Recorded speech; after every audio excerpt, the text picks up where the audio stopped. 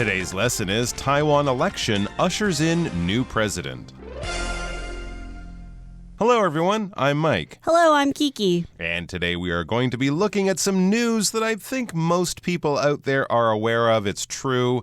Taiwan had a big election. I guess I was thinking December because that's when most of the campaigning happened. But the actual vote happened in early January of this year. And yes, we have a new president, but the same old party. That's right. It is still the Democratic Progressive Party that will be in term with their new president, which will be Lai Ching-te, and we're going to find out more about this. But we know that there were three parties that ran this past election. Exactly. The DPP, of course, their traditional rival, the KMT. And I think for the first time, we had a TPP presidential candidate, the well-known former mayor of Taipei, Ke Pi, as a lot of his fans would call him. That's right. So let's look at the first part of today's article, which tells us all about how Taiwan has ushered in a new president. Taiwan election ushers in new president. The start of 2024 brought the beginning of a new political chapter for Taiwan. On January 13th, the Democratic Progressive Party, or DPP, won another presidential term with the election of Lai Ching-te as Taiwan's new president. Lai defeated Kuomintang KMT candidate Hou Yu-yi, who came in second, as well as Ko Wen-je, candidate for the newly minted Taiwan People's Party, TPP.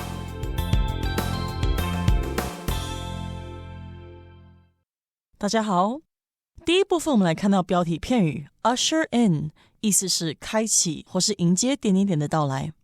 例如 When the first rocket was sent into space, it ushered in the space age. 第一枚火箭被送上太空后，便开启了太空时代。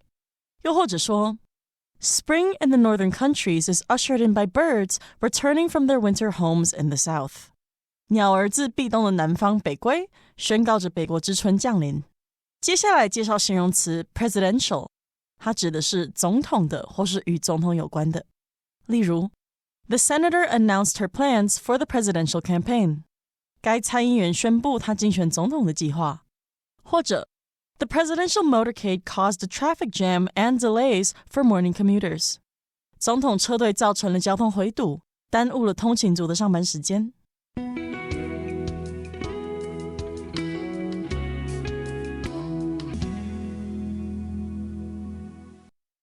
All right, we are back. So yes, before we get into that first paragraph, we do have that interesting expression there in our title, to usher in. Now, an usher is normally a person who works in a theater, the person who would show you to your seats or something like that. You might also have friends volunteering as ushers at a wedding party, and they will show the guests to their seats or to their tables. But we can also use this as a verb. To usher in is kind of to welcome in, to bring in, to have something new arrive or become part of the normal situation. So if you're ushered into a new job, if you usher in a new diet into your life or a new exercise program, you're kind of bringing in something new. So yes, of course, often when we have elections, we will be ushering in new leaders in different positions. That's right. So let's take a look at the first part of our article today. The start of 2024 brought the beginning of a new political chapter for Taiwan.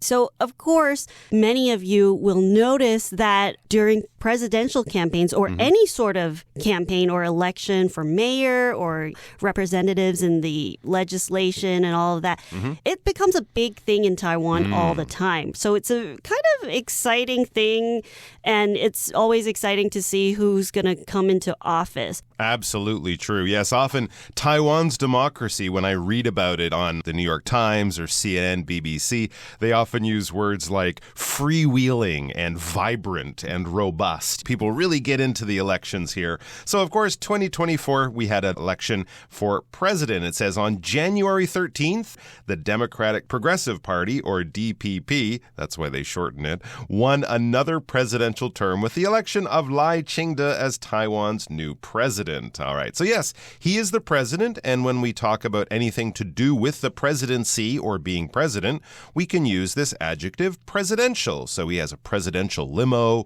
presidential security guards. He lives in a presidential home and works in the presidential office. And a term is just a period of time. Of course, in Taiwan, the presidential term, like in America, will be 4 years. In other countries, that amount of time will differ. And who did he beat or defeat in the election? Well, Lai Ching-te, or Lai, defeated Kuomintang KMT candidate Hou You-yi, who came in second, as well as Ko Wen-je, candidate for the newly minted Taiwan People's Party, TPP. Okay, so here in this sentence, we're learning about two other political parties in Taiwan. So we have the DPP and the KMT and the TPP. That's a lot of abbreviations. That's a lot of letters. Yeah, lots of letters. Okay, so we see that Lai defeated the candidates Hou You-yi and Ko Wen-je. So when you defeat somebody, it's basically when you're in competition with somebody and you've won against them. Right. We could also just use the simpler verb to beat. He beat Kuomintang candidate Hou You-yi. And of course, that means he came in second. He came in second place, as well as Ko Wen-je, candidate for the newly minted Taiwan People's Party. So we have this word candidate. If you're up for a job or up for a position, if you're one of the people who would like to be hired, that could be a candidate. And really, elections are kind of like a hiring process, right? But the voters are the ones who decide who gets the job. But basically, if you're applying for a job, if you're running for an office, like in an election, or I suppose if you're applying to enter a school as well, you could be a candidate who wants a position that probably they won't have enough for everyone. And Ko Wen-je was the third biggest candidate from the TPP, and here they're described as the newly minted Taiwan People's Party. Yes, doesn't mean that they have fresh breath or they just brush their teeth. It has nothing to do with that kind of mint. Here we're talking about making coins. When you make coins, you mint coins. And in fact, a place where they make coins or money for the government is the National Mint.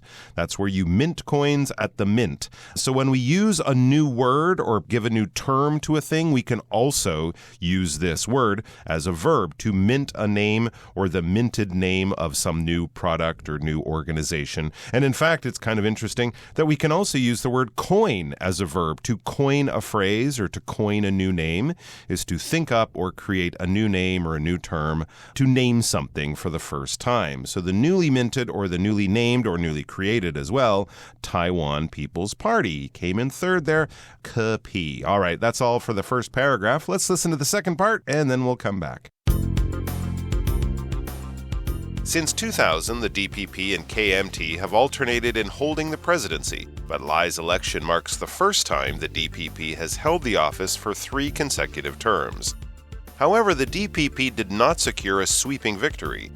In the voting for the Legislative Yuan, Taiwan's legislative branch, the DPP lost its majority, leaving no single party with enough seats to control the chamber.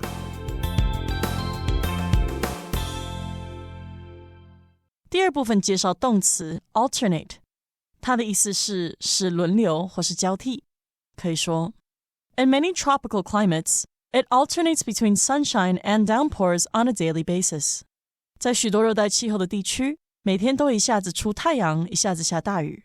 再看一个例子 The music alternated from slow and sad to fast and loud throughout the movie.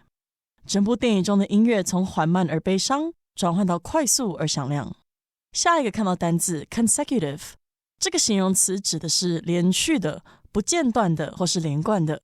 例如 Alan was ranked the number 1 salesman in his region for 5 consecutive years. Alan 连续5年被评为所在地区的第1名销售员。或是 With 4 consecutive days off for the New Year break, Terry and Tessa are planning a getaway. 有连续4天的新年假期 Terry 和 Tessa 正计划去度假。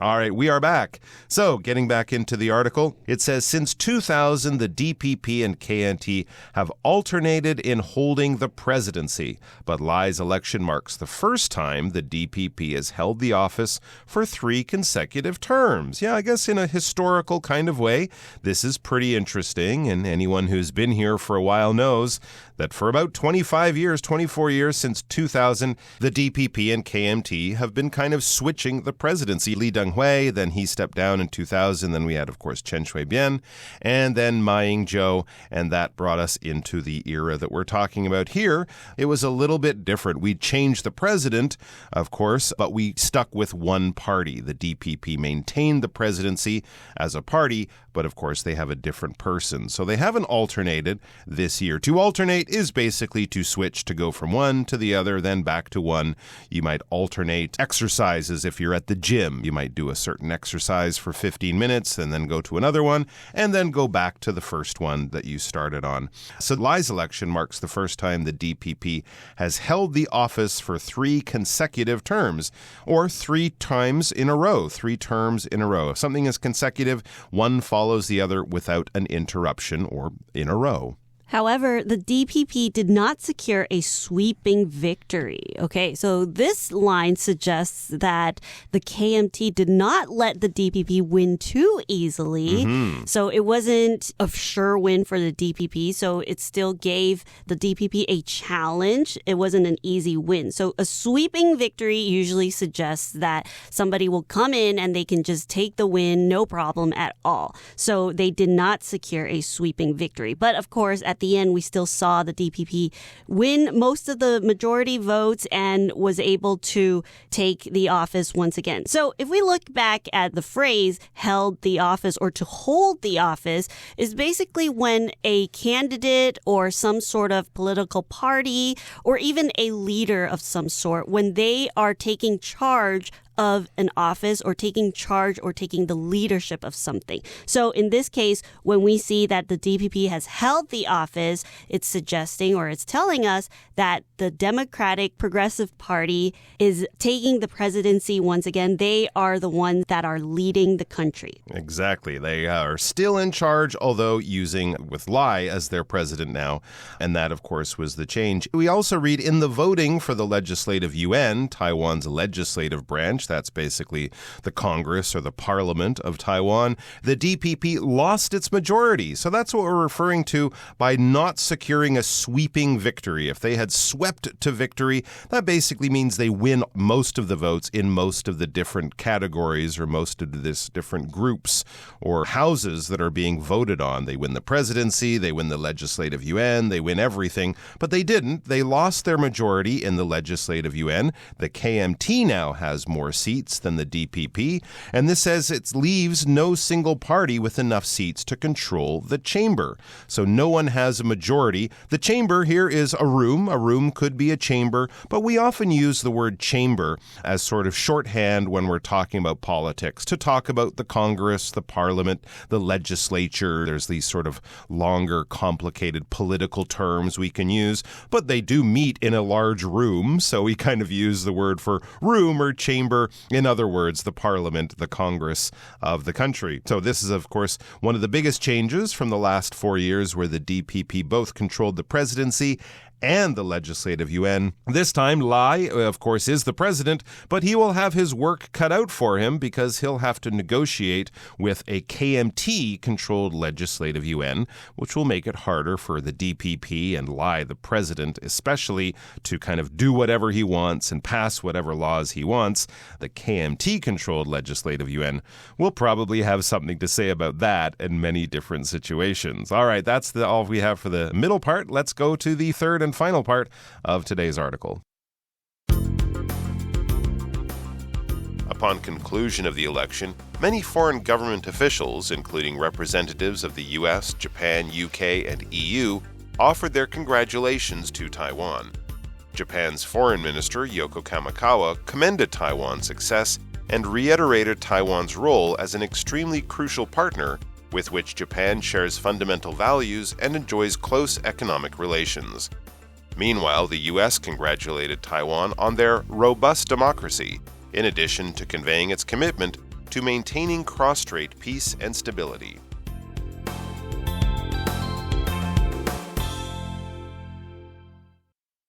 第三部分来看到动词 commend， 它的意思是赞扬或是表彰。我们可以说 The critics commended the movie for its innovative special effects. 评论家因其创新的特效技术而推荐这部电影。又或者说 The teacher commended Sally for her improvement in mathematics. 老师表扬了 Sally 在数学上的进步。接着看到 reiterate 这个动词，意思是重申或是反复说。举例来说The manager reiterated the importance of customer satisfaction during the meeting. 经理在会议上再次重申了顾客满意度的重要性。或者 Despite Lucy's previous explanation, she felt the need to reiterate her point to ensure clarity. 尽管 Lucy 先前已经解释过，她仍觉得有必要重申她的观点，以确保明确性。最后是形容词 robust， 表示坚固的、强健的、健全的或是茁壮的。例如 The device's robust construction made it more durable. 该器材的坚固构造使它更加耐用。再看一个例子 The stock has surprised most analysts with its robust surge in price over the last quarter. 该股在上季价格的强劲上涨，令大多数分析师感到惊讶。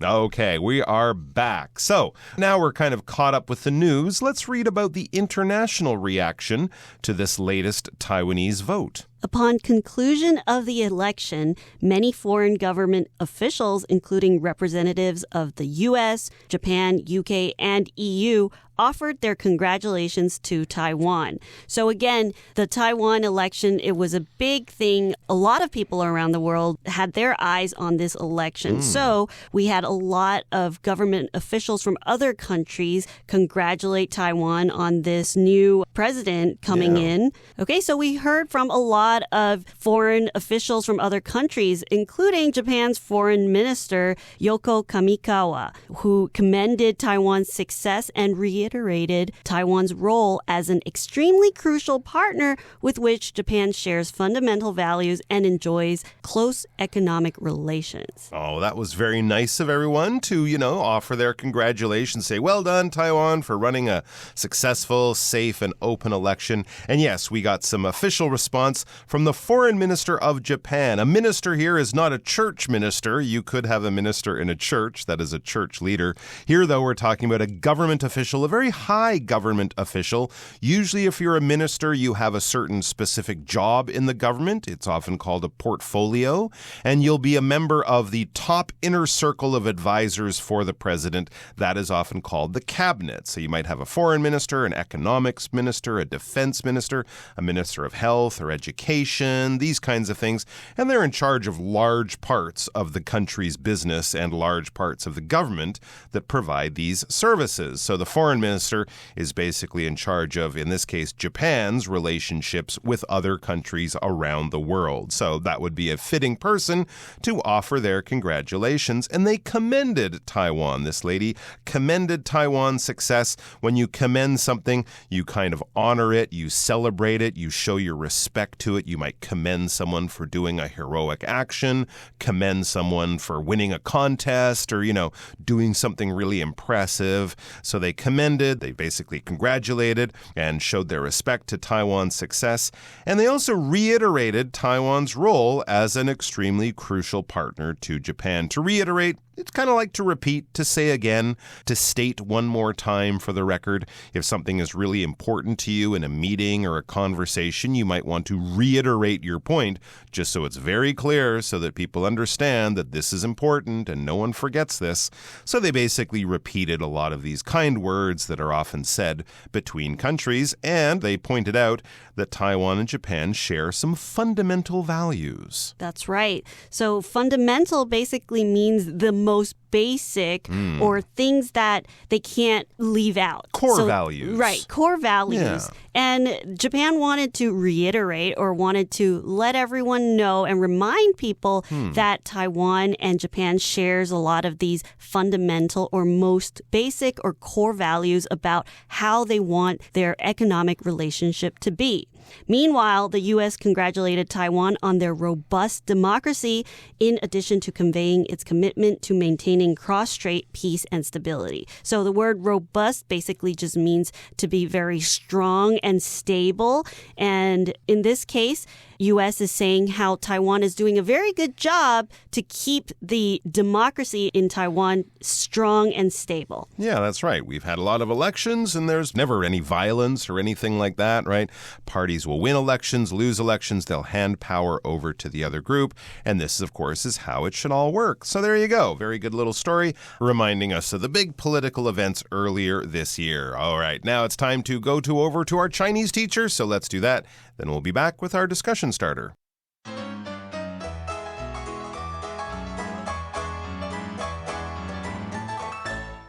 各位同学大家好，我是 Hanny。 我们来看今天的文法重点。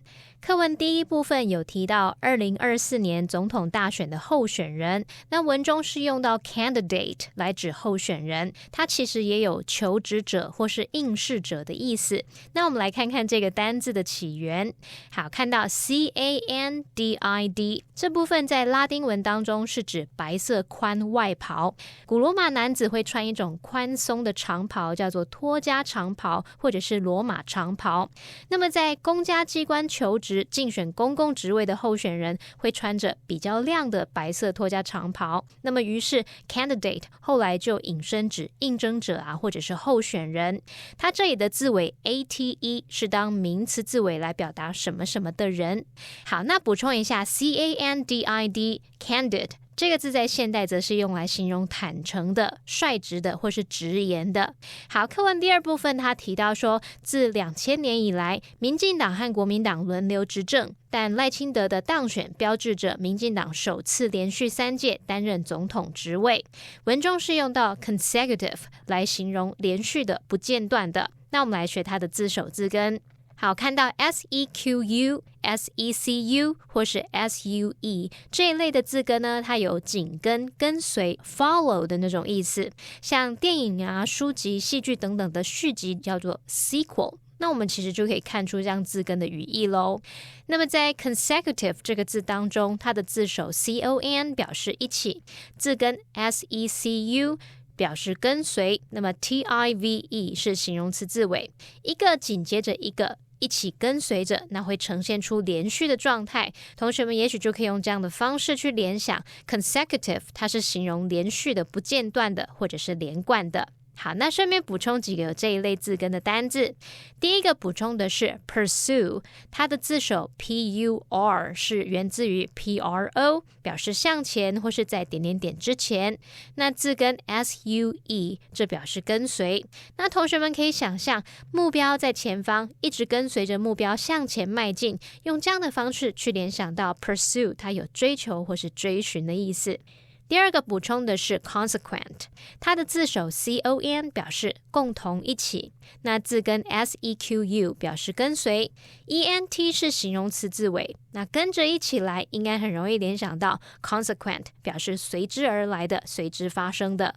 那第三个补充的是 persecution， 这个字当中它的字首 per 表示彻底，那么字根 secu 是指跟随， tion 是名词字尾。那当某个人一直如影随形，跟在你后面跟得很彻底，是不是会让人觉得很不舒服、很困扰呢？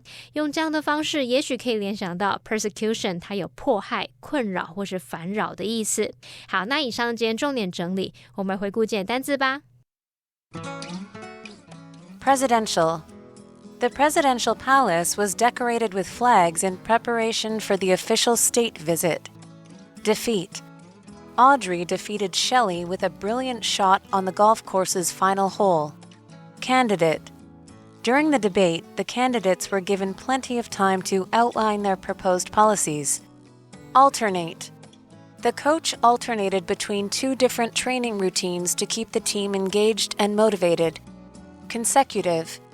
Henry has scored at least one goal in 5 consecutive soccer games. Chamber. The members of the chamber will meet tomorrow to discuss the budget for next year. Minister. After his speech, the foreign minister held talks with representatives of neighboring countries about shared security issues. Fundamental. Critical thinking skills are fundamental to success in academics.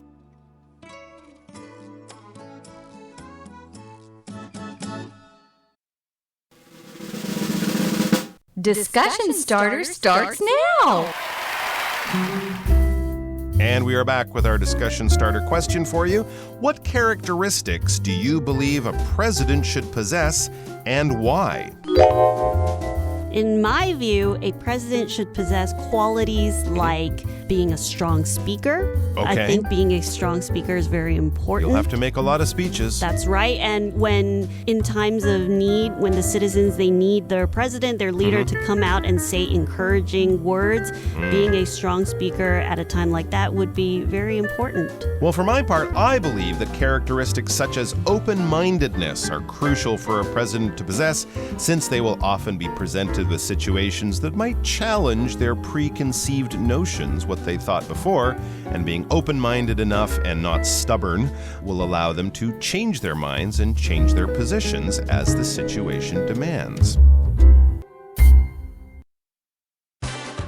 Well, that brings us to the end of another edition of our program, and please make sure you join us again next time. From all of us here, I am Mike. I am Kiki. See you next time.